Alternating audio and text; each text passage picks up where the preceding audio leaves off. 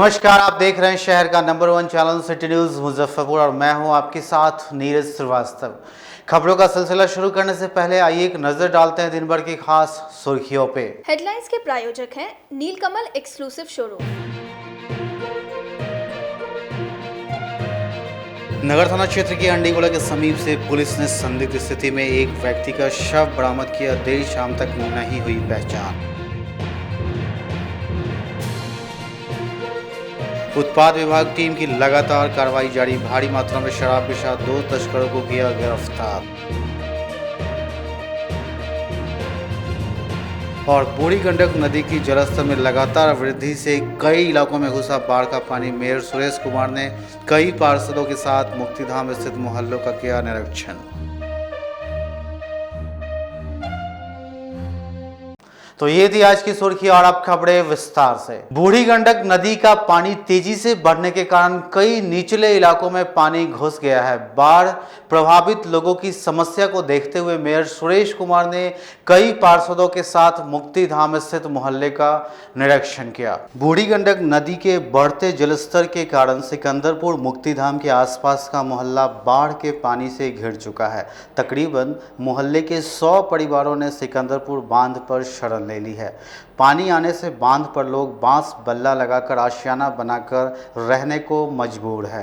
प्रशासनिक स्तर से राहत नहीं मिलने की वजह से लोग काफी आक्रोश में हैं। दिक्कत हो रहा है, एक टंकी वहाँ पर रखा हुआ वो भी फूटा हुआ है। इतना महिला लोग कहाँ जाएगा, सब पूरा लैट्रिन बाथरूम भर गया है। पानी लगातार बढ़ते जा रहा है। लगातार बढ़ते जा रहा है। हर साल यही समस्या रहता है। हर साल का समस्या है।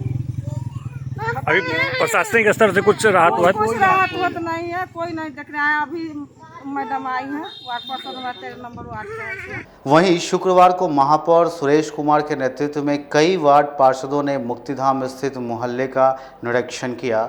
वहां बाढ़ से पीड़ित लोगों से मिलकर उनकी समस्याओं को सुना। साथ ही मेयर ने आश्वासन दिया कि निगम के द्वारा दी जाने वाली सुविधाओं को जल्द मुहैया करा दी जाएगी। वहीं मेयर ने कहा कि इस आपदा से निपटने के लिए निगम तैयार है। निगम के द्वारा सभी सुविधा उपलब्ध कराई जा रही है। यहाँ है, इनके द्वारा बुलाया गया था।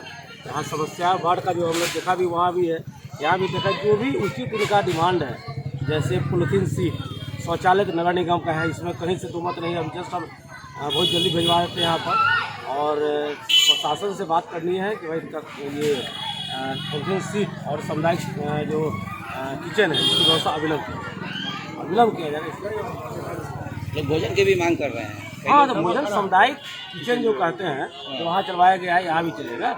बूढ़ी गंडक नदी की जलस्तर में लगातार हो रही वृद्धि का असर शेखपुर ढाब मोहल्ले में रहने वाले लोगों पर दिखाई दे रहा है। अब एकमात्र नाव ही उन लोगों का सहारा है। वहीं नाविक आवागमन के लिए मनमाने किराए वसूल रहे हैं। इस विकट परिस्थिति में सरकार और जिला प्रशासन की ओर से कोई सुधि नहीं ली जा रही है। बूढ़ी गंडक नदी की जलस्तर में वृद्धि होने के बाद निचले इलाकों के लोगों को काफ़ी परेशानी हो गई है। परेशानी इस तरह का हो गया है कि लोग घर मोहल्ले छोड़ के सड़क तक अपना आशियाना बनाना शुरू कर दिए हैं।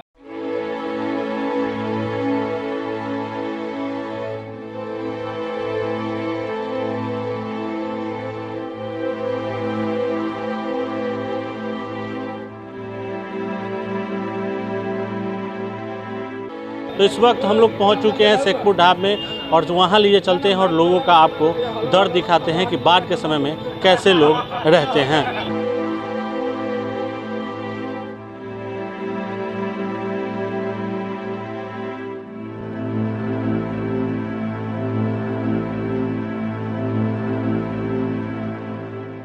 बूढ़ी गंडक नदी में लगातार जलस्तर बढ़ने के बाद शेखपुर मोहल्ले के लोगों की परेशानी बढ़ गई है और आज हम लोग उस मोहल्ले में चलते हैं जहां पे तकरीबन 500 घर जो हैं, घर के लोग कैसे रहते हैं ये तस्वीर हम आपको दिखाएंगे आज, ये कैसे लोग उस मोहल्ले में रहते हैं। तो चलिए मेरे साथ आइए।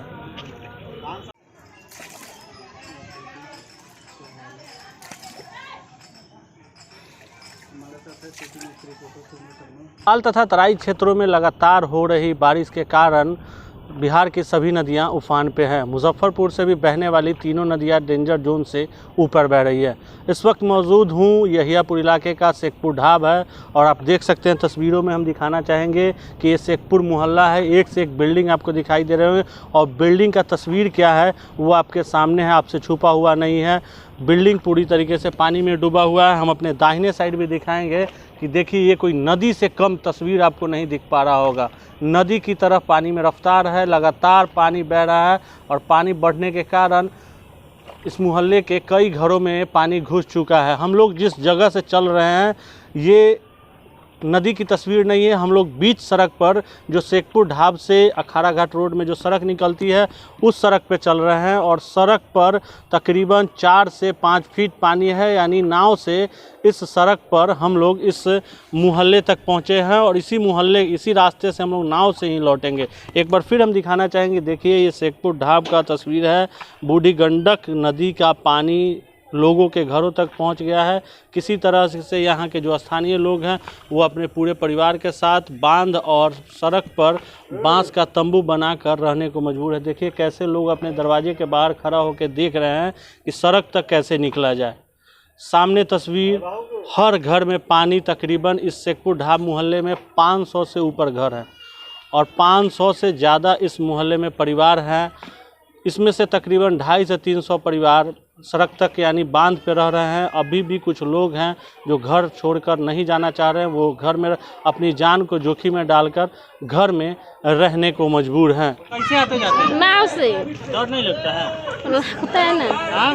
लगता है। जाते हैं नैया से, प्राइवेट से पैसा दे के जाते कितना हैं। पैसा लेता है? 50 रुपया एक आदमी के लेता है। कहाँ से कहाँ तक का लेता है? नदी से लेके ढुलकाई तक। इतना छोटा छोटा बच्चा को लेके जा रहे हैं तो कथी करे, पैसे से नहीं जाते हैं। कहाँ रहते हैं आप लोग अभी? नदी पर रहते हैं। घर कहाँ पे हो गया? नदी शेखपुर ढाब में। मेरे साथ ये यहाँ के लोकल लोग हैं, स्थानीय मोहल्ले के लोग हैं। देखिए कैसे ये सड़क तक निकल रहे हैं। पैंट इनका पूरा ऊपर है, हेलमेट हाथ में है और फुल पैंट जो है वो हाथ में लिए हुए हैं। कहाँ जा रहे हैं? अभी माया स्थान चौक पर जा रहे हैं। यहाँ काफ़ी दिक्कत है और बाढ़ यहाँ पर हर साल आती है, लेकिन सरकार के द्वारा कोई खास व्यवस्था नहीं है। नाव भी सरकारी जो चल रहा है वो झंडा लेकर कोई जाता है, कोई आता ही नहीं है। जो जाता है सो जाता ही रह जाता है। लोग वहाँ पर इंतज़ार करते रहते हैं, लेकिन नाव वाला का पता होता नहीं है। सीओ सब आए थे तो उनसे कहा गया कि रोड पर खाने की व्यवस्था किया जाए, बाथरूम की व्यवस्था की जाए, वो सब व्यवस्था यहाँ पर नदारत है।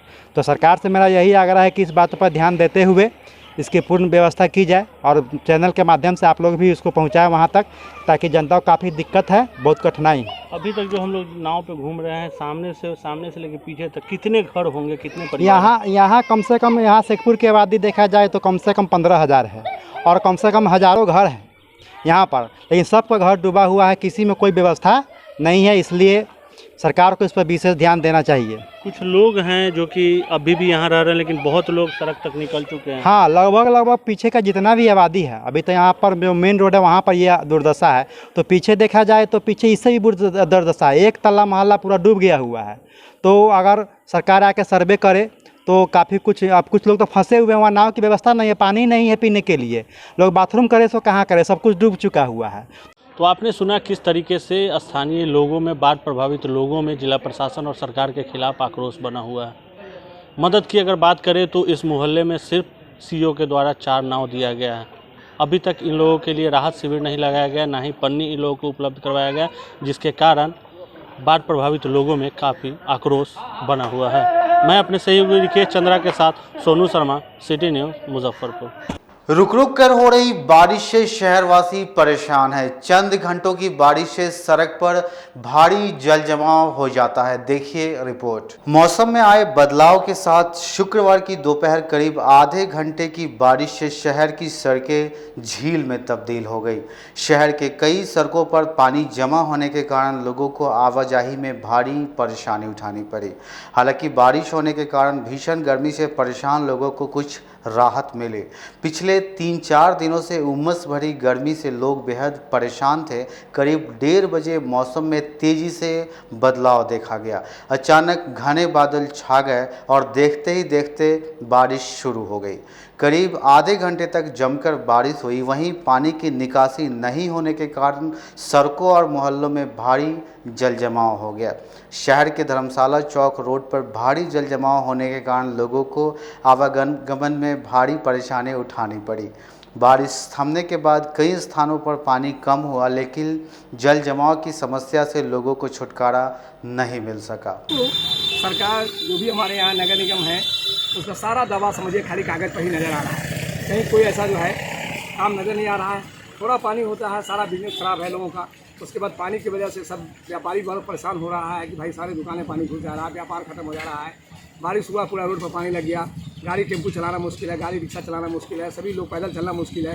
तो हम सरकार से और खासकर नगर निगम के पदाधिकारियों से ये कहना चाहते हैं कि कम से कम जो शहर में जल निकासी का है कि जो कागज़ पर नहीं बल्कि धरातल पर भी कुछ काम नज़र आना चाहिए। तो जनता को यहाँ से बहुत उम्मीद है कि भाई हम लोगों ने शहरी क्षेत्र में रहते हैं, स्मार्ट सिटी में रहते हैं, लेकिन स्मार्ट सिटी का कहीं कोई नाम निशान नहीं है। और अभी कितना दुख की बात है कि 100 में 99 पोजीशन मुजफ्फरपुर में आते हैं, जबकि गेस्ट रैंक के अफसर यहाँ जो है हमारे अभी आए हुए हैं। अभी जो हमारे नगर आयुक्त हैं जो काफ़ी मतलब प्रयत्नशील हैं, हम उनसे अनुरोध करते हैं कि शीघ्र इसका निदान करें।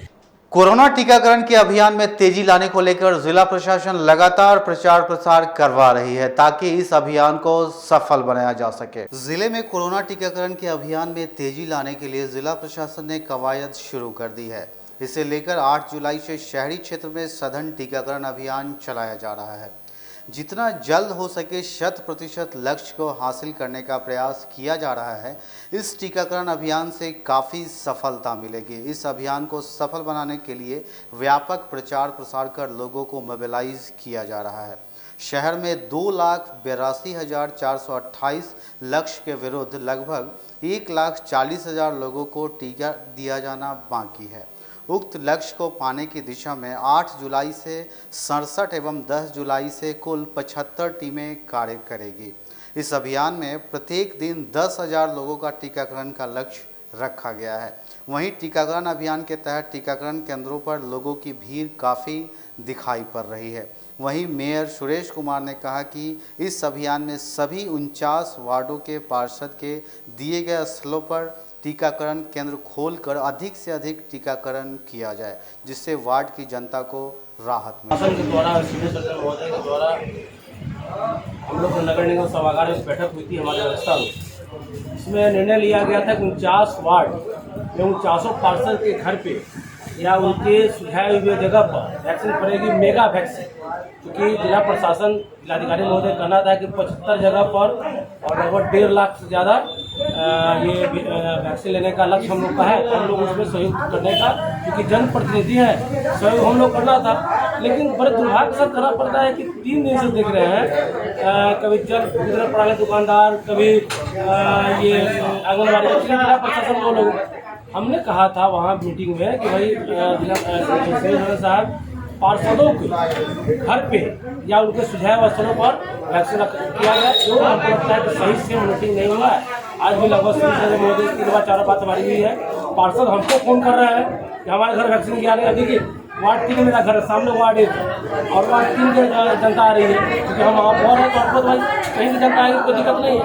लेकिन 49 वार्ड में 49 पार्षद का मैंने सिविल सर्जन महोदय को पार्षदों का लिस्ट भेज दिया था। कोऑर्डिनेट करके यहाँ से सुझाव रहेगा कल से और बढ़िया से करें, क्योंकि पार्षद जनप्रतिनिधि जो है वो खुद जागरूक है। सिटी न्यूज़ में फिलहाल वक्त हो चला एक छोटे से ब्रेक का, तो फौरन हाजिर होते हैं। कहीं मत जाइए, बने रहिए सिटी न्यूज़ के साथ। अब आ गया है आपके अपने शहर में उत्तर बिहार का पहला नीलकमल एक्सक्लूसिव शोरूम। नीलकमल इंडिया की फेवरेट फर्नीचर ब्रांड है। इस कंपनी के सभी रेंज एक ही छत के नीचे आपको मिलेगी। होम फर्नीचर, ऑफिस फर्नीचर की सभी रेंज यहाँ पे उपलब्ध है। कंपनी का एक्सक्लूसिव शोरूम होने के कारण 40% तक की विशेष छूट यहाँ मिल रही है। इसके अलावा 0% इंटरेस्ट के साथ बैंक से फाइनेंसिंग की भी सुविधा उपलब्ध है। तो देर मत कीजिए, एक बार हमारे यहाँ अवश्य पधारें। हमारा पता है Mithanpura, Narayanpur road, opposite to Vaishali management college. और हमारा कॉन्टैक्ट नंबर है 9334900888 और 7004320380। नॉर्थ बिहार का पहला एक्सक्लूसिव शोरूम मुजफ्फरपुर में यूए एसोसिएट के सौजन्य से नीलकमल का एक्सक्लूसिव शोरूम खुला है। और आप लोगों से यही भी निवेदन है कि एक बार इस शोरूम में आइए और इसके विस्तृत रेंज को देखिए, जो कि एक अच्छे रेंज के साथ एक अच्छी कीमत के साथ आपको मिलेगा। तो एक बार हम लोगों को आप सेवा करने का मौका दें। ब्रेक के बाद एक बार फिर से आपका स्वागत है। तो आइए बढ़ते अगले खबरों की ओर। नगर थाना क्षेत्र के अंडीगोला के समीप से पुलिस ने संदिग्ध स्थिति में एक व्यक्ति का शव बरामद किया है। देर शाम तक शव की पहचान नहीं हो सकी है। शुक्रवार की सुबह नगर थाना की पुलिस ने संदिग्ध स्थिति में अंडीगोला के समीप से एक व्यक्ति को पाया। आनन फानन में पुलिस ने इलाज के लिए सदर अस्पताल में भर्ती कराया, जहां इलाज के दौरान डॉक्टर ने उसे मृत घोषित कर दिया। जिसके बाद मौके पर पहुंची पुलिस ने शव को कब्जे में लेकर पोस्टमार्टम के लिए एसकेएमसीएच भेज दिया। जानकारी के अनुसार शुक्रवार की सुबह अंडीगोला के समीप स्थानीय लोगों ने एक व्यक्ति को संदिग्ध स्थिति में पड़ा हुआ देखा, जिसके बाद स्थानीय लोगों ने इस घटना की जानकारी पुलिस को दी। सूचना मिलते ही नगर थाना के अपर थानेदार रवि गुप्ता दल बल के साथ मौके पर पहुंच व्यक्ति को सदर अस्पताल में भर्ती करवाया, जहां डॉक्टर ने उसे मृत घोषित कर दिया। हालांकि अभी तक मृतक की पहचान नहीं हो सकी है। पहचान के लिए पुलिस पूछताछ शुरू कर दी है। जिला उत्पाद विभाग की टीम लगातार कार्रवाई कर रही है।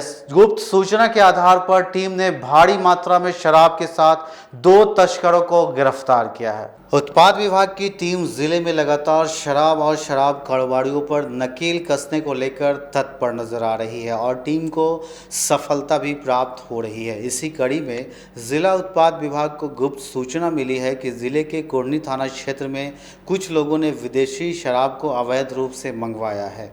सूचना मिलते ही एक टीम का गठन कर उक्त स्थल पर SI Ravishankar Kumar, SI Bhole Shankar, SI बम और सशस्त्र बल को छापेमारी के लिए भेजा। टीम ने उक्त स्थल पर जाकर छापेमारी की, जहां से लगभग 46 कार्टन विदेशी शराब बरामद किया। साथ ही टीम ने 2 कारोबारियों को भी धर दबोचा है। वहीं पूरे मामले की जानकारी देते हुए उत्पाद सब इंस्पेक्टर रवि कुमार ने बताया कि गुप्त सूचना मिली थी कि भवानीपुर में कुछ लोगों के द्वारा अवैध शराब मंगवाया गया। सूचना मिलते ही एक टीम गठित कर छापेमारी की गई, जहां झोपड़ी से लगभग 46 कार्टन विदेशी शराब बरामद किया गया है। साथ ही 2 व्यक्तियों को भी धर दबोचा गया है। वहीं एक कारोबारी भाग निकला, जिसकी गिरफ्तारी के लिए छापेमारी की जा रही है। तो गुप्त सूचना मिली थी कि भवानीपुर गांव में एक पिकअप से माल लाया गया है। हमने एक टीम गठित की कुमार रविशंकर सर के नेतृत्व में और तुरंत छापामारी किया गया। छापामारी करने पर एक झोपड़ी से लगभग 46 कार्टून विदेशी शराब बरामद किया गया। झोपड़ी से 2 व्यक्ति को गिरफ्तार किया गया। एक व्यक्ति घटनास्थल से भागने में सफल हुआ था। क्या है उसकी गिरफ्तार अपराधी की पहचान क्या है? वो उसका नाम छोटू कुमार है, जिसकी गिरफ्तारी का प्रयास किया जा रहा है। और साथ ही घटनास्थल से एक मोटरसाइकिल भी जब्त किया गया। मोटरसाइकिल पर कुछ शराब रखे हुए थे, डिक्की में भी।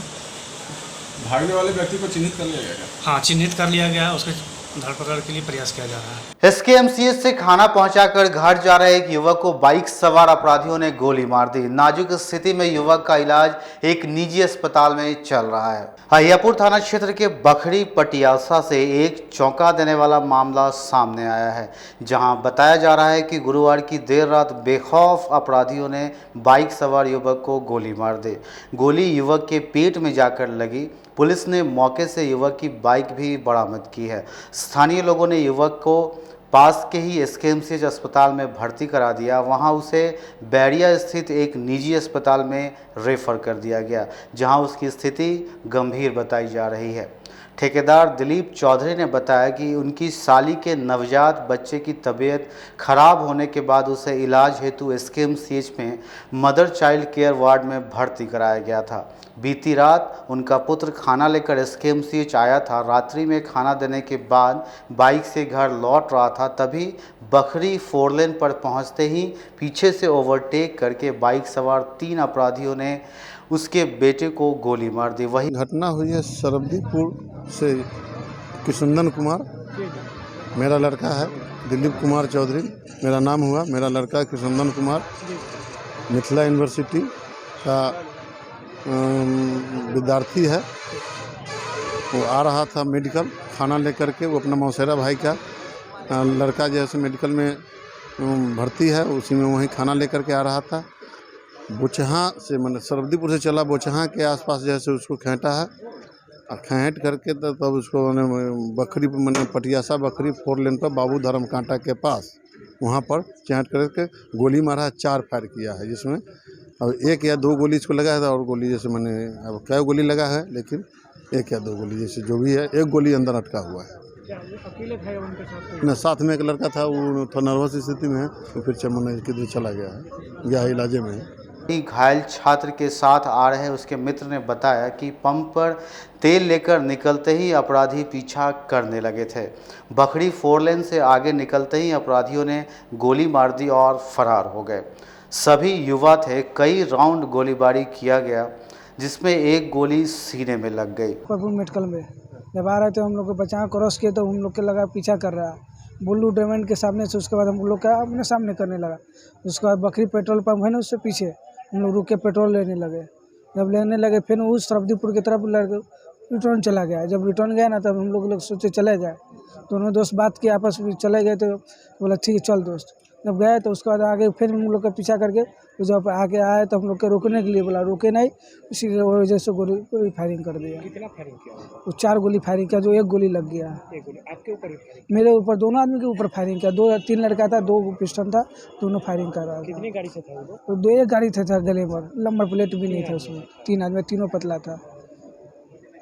क्या लग रहा है किस तरह का लूट के लिए किया था? लूट के लिए कर रहा था, वो छीन छोड़ करने के लिए कर रहा था। थानेदार सुनील कुमार रजक ने बताया कि युवक की पहचान बोचहा थाना क्षेत्र के सरफुद्दीनपुर निवासी दिलीप कुमार के बेटे 19 वर्षीय कृष्णनंदन कुमार के रूप में की गई है। वह इंटर का छात्र बताया जा रहा है। साथ ही पुलिस मामले की छानबीन, लूटपाट और आपसी विवाद की बिंदु पर छानबीन कर रही है। फिलहाल उसका बयान नहीं हो सका है। बयान होने के बाद मामले में खुलासा हो सकेगा। सूचना मिला था कि बकरी चौक के पास में बोचा के तरफ से एक स्कूटी पर 2 व्यक्ति आ रहे थे, वो मेडिकल में खाना पहुंचाने के लिए। तभी एक मोटरसाइकिल पर 3 अपराधी पीछे से आए और बुल्लू डायमंड के आगे बकरी चौक के पास में गाड़ी रोकने के लिए बोला। गाड़ी नहीं रोका तो गोली चला दिया और वो पुनः पीछे की तरफ भाग गया। क्या मामला सामने आया? हम लोग इसकी जांच कर रहे हैं और वीडियो फुटेज भी हम लोग देख रहे हैं। वीडियो फुटेज में जैसा हम लोग को होगा उस तरीके से हम लोग आगे की कार्रवाई करेंगे। आज की खबरों में फिलहाल इतना ही। तो कल फिर मिलेंगे कुछ नई खबरों के साथ। तब तक के लिए इजाजत दीजिए हमारी पूरी न्यूज़ टीम को। नमस्कार।